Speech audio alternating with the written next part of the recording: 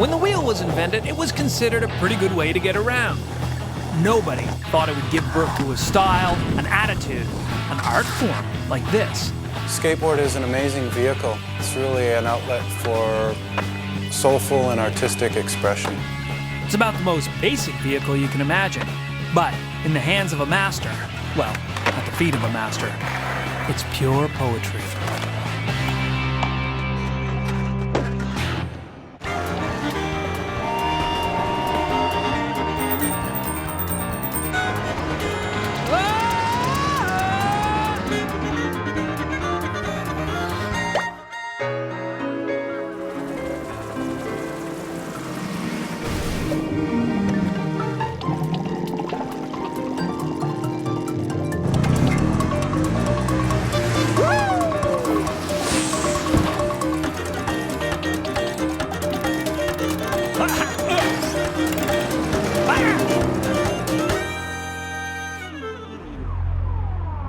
To a lot of people, a city landscape is nothing more than cold concrete and lifeless steel, an urban jungle.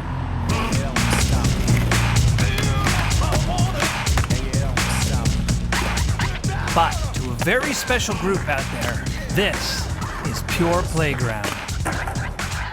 And all you need to play the game is a piece of wood, 4 little urethane wheels, oh yeah, and a certain amount of courage. If you want to learn how to do something right, you must go to a master. And when it comes to skateboarding, I figure the real masters are all around the age of, say, kids. Go, go, go, yeah. I gotta be honest, when I was a kid, I actually tended to avoid sports that involved unnecessary and painful contact with hard surfaces. But it looks like a lot of people actually love riding these little things, so what the heck, I'm willing to give it a shot, right? Try anything once. Bring on the instructors. My name's Max. Hi, I'm Lucas. Hi, my name's Eric. Hey, my name's Chris. Let's start at the beginning, okay? So how do you stop?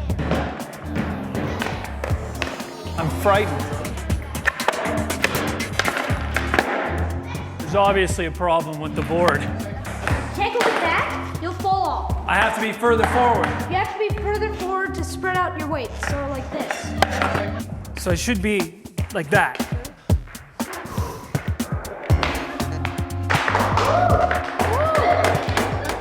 All right, let's go to the ramp. You cannot do the ramp just yet. You're not skilled enough. You need to be able to ride and turn. See? To be able to turn like fully, Yeah. you bring it up and turn your shoulders. Oh, are you okay? Yeah, I'm good, I'm good. Yeah, I know. Okay, what's next? You want to learn how to get onto the box?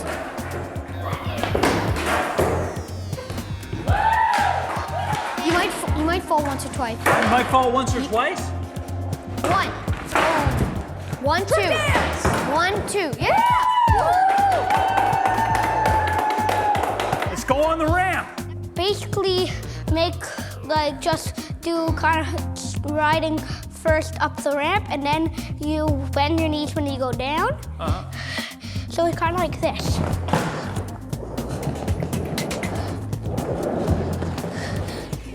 Why don't you give it a try?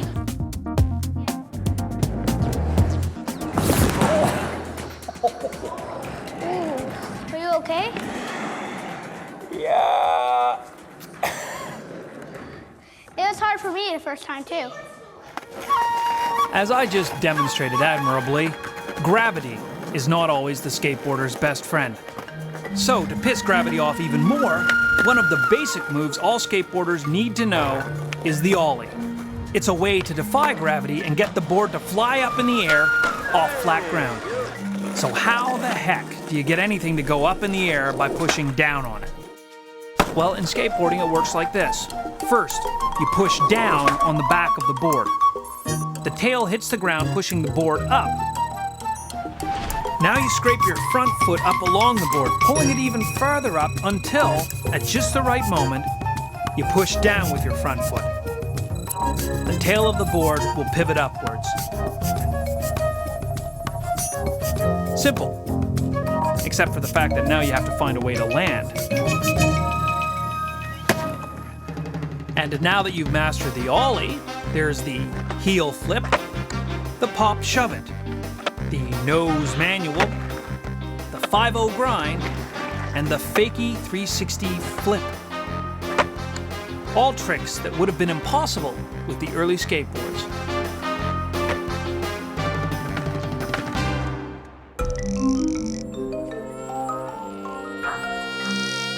If you're talking about the evolution of skateboarding, then these devices, these are the dinosaurs. Insanely unsafe vehicles made of metal that allowed a kid to launch himself down a hill. They're not very functional. No steering mechanism whatsoever. So it's strictly pointing and going down hills. And if you can imagine any kind of vehicle that has no steering mechanism, you can kind of realize how crazy these early designs were. I've stood on them momentarily, but it's kind of like jumping on a bar of wet soap in your bathtub. You don't actually have to do it to know what it's going to be like. Back in '61, roller skating was the big thing. Part sport and part dance, it was a popular social activity, and not a bad way to meet those girls. Curiously, however, to a lot of kids, roller skates just weren't hip enough. So they began to mess around with them, transforming them into something fun, daring, and suicidal. All over North America, kids were coming up with the same genius idea. Take a pair of roller skates, hack them in two, nail the wheels to a plank of wood, and take off for the nearest hill. And emergency. Basically had to get a 2x4 and steal my sister's roller skates and take them apart. Naturally take the boot off the skate, cut the skate in half, drill holes in the base plate, and then just wood screw them in the bottom of a wood plank, and that would be it. And we had steel wheels, and we couldn't hop over little stones or anything. The object of riding these boards is basically to make it from the top of the hill to the bottom, and without falling. So the skateboard was invented in 1,000 places at once, and by pretty much any kid with a little bit of ingenuity and a little less common sense. Little Mark Richards was one of those kids, but he realized that people might actually pay for one of these homemade gizmos. And in 1962, he opened the first store in the world to sell skateboards. I think the complete boards back then were about $25. Wood boards were made by myself and my friends in the high school wood shops or at home, and they were really nothing more than a rectangular piece of wood, occasionally with laminated stringers, covered with resin. The Chicago skates wood screwed to the bottom. But we realized, of course, it was unique, that no one had really done it before, and we knew that there was demand there. Did we realize that it would amount to what it is today? No way. Skateboarding was exploding, and kids being kids, they started to look for new and, let's face it, more dangerous ways to ride them. They pushed those early skateboards beyond the limits of what a sane person would try. The early clay wheels were hard and smooth. On perfectly flat surfaces, they rolled along beautifully. But they were very brittle. Any kind of impact, and they'd fracture and explode. Strangely enough, exploding wheels were not a big selling point on a skateboard. And by the mid-1960s, the sport died down. For obvious reasons. But in 1970, Frank Nasworthy changed skateboarding forever when he discovered the urethane wheel. So the beginning was totally coincidence. I was just actually with a friend of mine who, another surfing buddy. We went to visit his father's shop. And as I was walking in, I noticed there was large barrels of wheels that looked very much like this. He gave us a box of them, took 40 or 50, took them home, and I pulled our skateboards out, put the bearings in, loaded them up, and off we went skateboarding, and we were very quickly realized this was something very different. So it's all about friction. You know, you have a hard wheel, the coefficient of friction with the road is very low, and the wheel will slide. You need a high coefficient of friction. You actually wear the wheels out, but that energy and that wear is what helps decelerate the skateboards and give the people the traction and control that they're looking for. These newfangled wheels gave new life to skateboarding. But nobody guessed where those wheels we're going to take the sport next.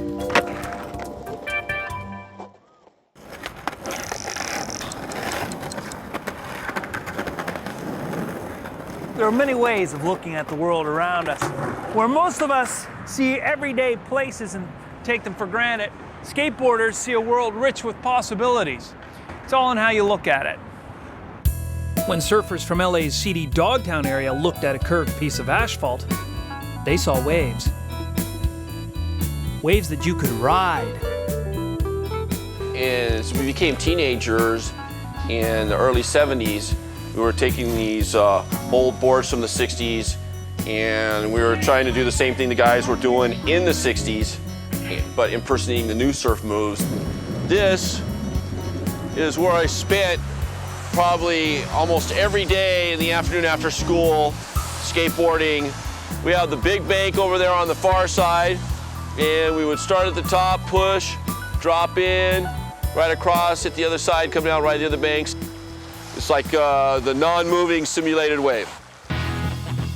In the early 70s, the Dogtown skaters formed the Zephyr team, and they turned the traditional world of skating competition on its head. Then they figured out they could skate in empty swimming pools. That changed everything. We would sneak in and run from the police, and we would go up in the canyons to get views above with binoculars and look down into people's backyards. And we could tell the difference between an empty pool and a pool that was full of water, because the empty pool would be white and the ones full of water were blue. So what we would do is we'd drive down the street sometimes and we saw kids skateboarding. We go, hey, you know where the empty pools were? They go, yeah, right over there. The guy's a fireman. I go, well, do you know what days he works? And they told us the days he'd work, and we would just show up on the days that he wasn't there and just skate all day in his backyard. Inspired by the shape of the curved concrete surfaces around them, skaters got together and built ramps and half-pipes specifically for going big and getting air. Competitions evolved from using flat ground or hills to completely vertical walls, and even the air above them. These boards were totally unsuitable. I worked in a surf shop and I tried to design a board that was more like a surfboard. So we started making these. They were half the weight of any other board on the market. They rode twice as good, but we were making them ourselves. We eventually started calling them Dogtown boards, and we would hand paint the logos on. The boards just kept getting wider, and they went all the way up 11 and 12 inches at the time. So it was called the Bigfoot, because it was 12 inches wide. History has shown us that no extreme sport is complete without some inspired madman pushing it to the next level.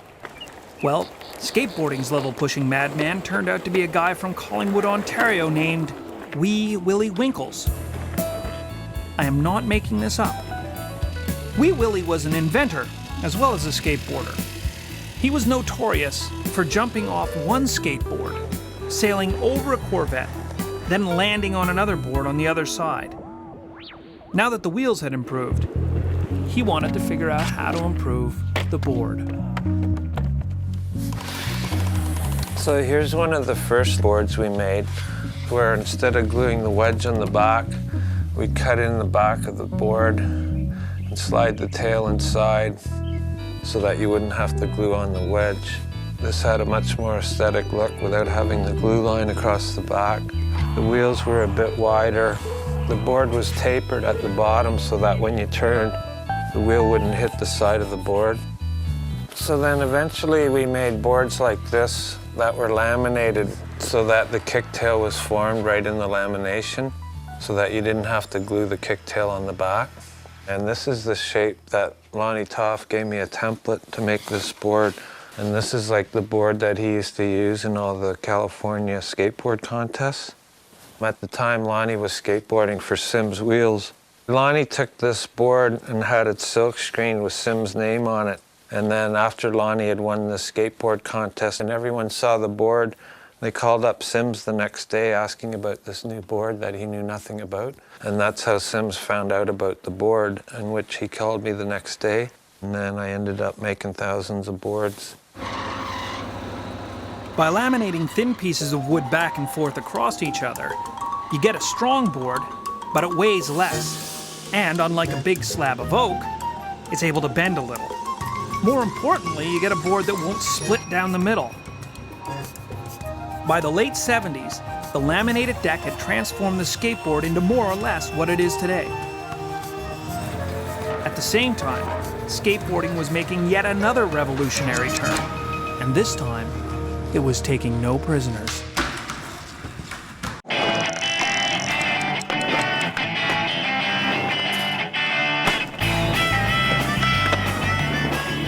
Skateboarding is the freedom to be, like, I guess, independently creative.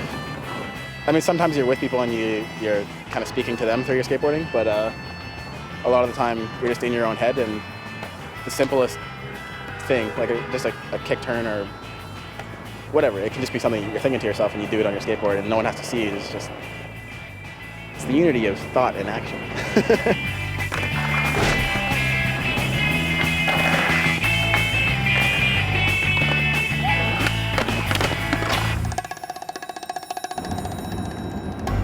Okay, Nathan, so when you're riding around like this on the streetcar or wherever you are you just constantly sort of scanning the environment looking for places to go? And pretty much.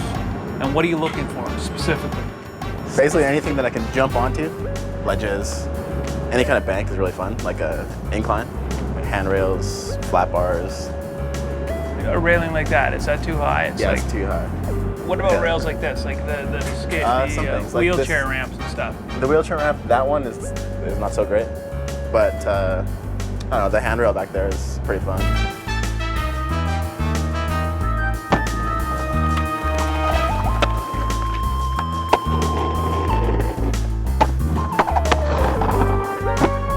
Every building has security, so pretty much the circuit, if you want to come down during the day on a weekday, it's like a circuit. Like you're gonna get kicked out of every spot. When they come along and say, okay, Nathan, time to go, you're done, day's done, you're just like, okay, that's part of it, right? Yeah, it's like every day. Everyone knows it. It's like a war. You're engaged in some sort of urban warfare. I don't know if I'd take it that far, but they certainly don't like us. Do you know these guys now? Do you know all these security guys who kick you out? I'm friends with security. Generally, if you're just nice to them, they'll be nice to you. Lots of kids give them a lot of attitude. They screw themselves over because you come back to the spot and they want to get you out of there that much more. So when you're nice to them, they let you stay? No. Skaters were turning the downtowns of cities into giant skateboarding parks for their own entertainment and artistic expression. It wasn't exactly a popular development. Oh, watch out! Well, there's these little devices that are commonly known as skate stoppers. From what I understand, they are invented here in Vancouver. The very first ones were just sort of a bolt head that was screwed into these various ledges, thereby rendering them unslidable and unskateable. And of course, initially it was an afterthought. You know, skate stoppers were put in after the fact. Well, now if we look around at some of the newest architecture, or architecture as I like to call it, in the downtown core, we see that skate stoppers are no longer an afterthought, but they're part of the design of these structures now.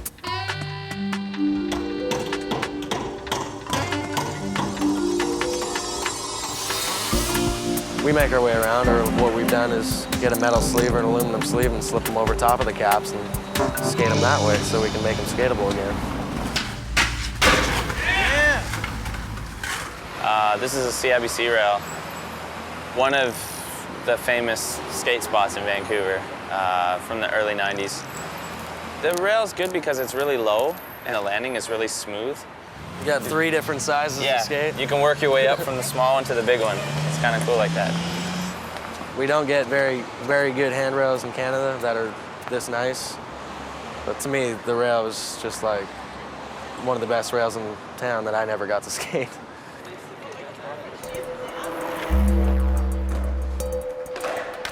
In what used to be a parking lot in downtown Vancouver, that famous rail has been recreated for skaters to use once again.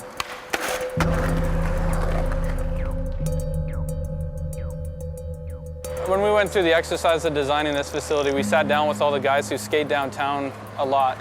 And we went through sort of all the things they were looking for. And when they mentioned some of the spots, specifically that rail, we went and we took the measurements and copied it, essentially. Oh, they copied it. They copied every aspect of it, including the length, the angle, and the number of steps below it. Most importantly, they paid special attention to the run-up, the distance a rider needs to travel before hitting the rail.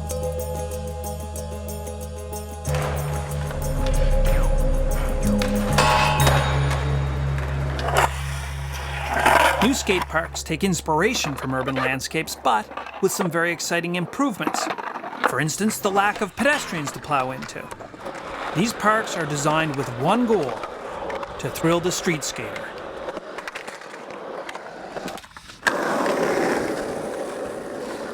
For reasons unknown to science, British Columbia has more skate parks per person than anywhere else in the world.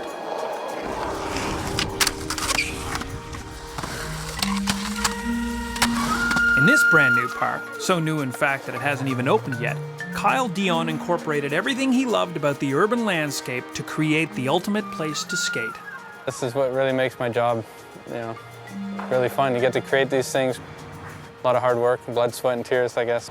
It's a good park. All the new obstacles and the new terrain, new surroundings, that sort of thing. It's fun. There's so much to do when you get to a new park. It's like when you get something that's new, like brand new, and you pull it out of the wrapper or whatever. It's just exciting. There's so much, you see so much that you can do and so many new things to skate. It's just great.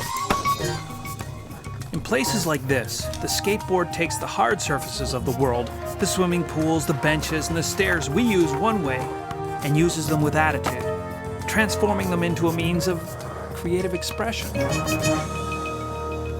The next time you step out into the urban jungle, you should really try to look at it through a skater's eyes, because it is a playground, it's an endless opportunity, and it's a living canvas where artists create it for an instant and then disappears.